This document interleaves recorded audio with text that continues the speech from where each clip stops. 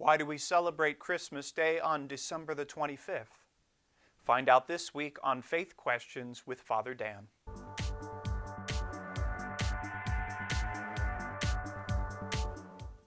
So why do we celebrate Christmas on December 25th? Well, it very well could be the simplest answer, the answer that probably you are thinking in your minds, is that the Blessed Virgin Mary knew what day it was and passed that down to the apostles, who then passed it down to the early church. But we don't know that. At that period in history, yes, there were certain days that were celebrated, on the 16th day of the month, on the first day of the month. There was a Roman calendar, but it wasn't as common as we have today, where you would say, on this day this event happened. It was more broad than that in many cases. So we don't necessarily know on what day it was. It may be that Mary wouldn't have remembered the specific day of the week when her son was born, which probably seems almost impossible for many parents out there to believe. Different times, different customs. So if we don't know what day Jesus was born, why does the church say December 25th? Well, there are some historical reasons, and there are some cosmological reasons, right? The idea of the cosmos, the world around us, seems to indicate something about Christ. First, the historical reason. There was a feast in the Roman calendar of a particular Roman god that was very popular in the 3rd century and possibly before that. The Solis Invictus, the unconquerable sun. And on December 25th, they celebrated this feast, the Dies Natalis Solis Invicti, the birthday of the unconquerable sun. Because in the northern hemisphere, which is where the Roman Empire was situated, the darkest day of the year was December 21st, the winter solstice. And so they celebrated the coming of the sun, the birth of the sun, on the shortest and coldest day of the year. And so we have this celebration that was already something that the Roman Empire knew about. The unconquered sun was celebrated on December 25th. And so it would seem that for Christianity, as it began to supplant all of the pagan rituals and gods in the Roman period of time, that in the 4th century, at some point, the church would say, who is the unconquered son? Jesus.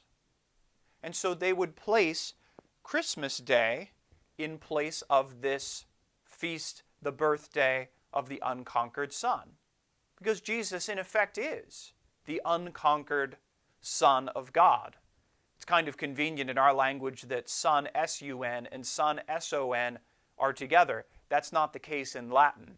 But Jesus is considered to be the rising sun as well, the light that comes into the darkness, the light of the world. So Jesus is the rising sun.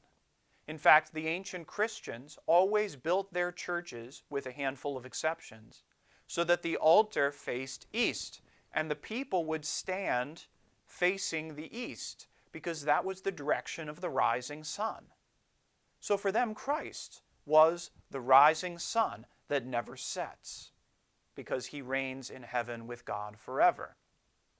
So from a historical perspective, that's probably why December 25th is Christmas Day. This has been the thought since the 12th century, the 13th century. But you might be thinking in your mind, well then what day was he born? How do we know? Why can't we find that out? And if we ever did find out, would we have to change? Some very interesting questions.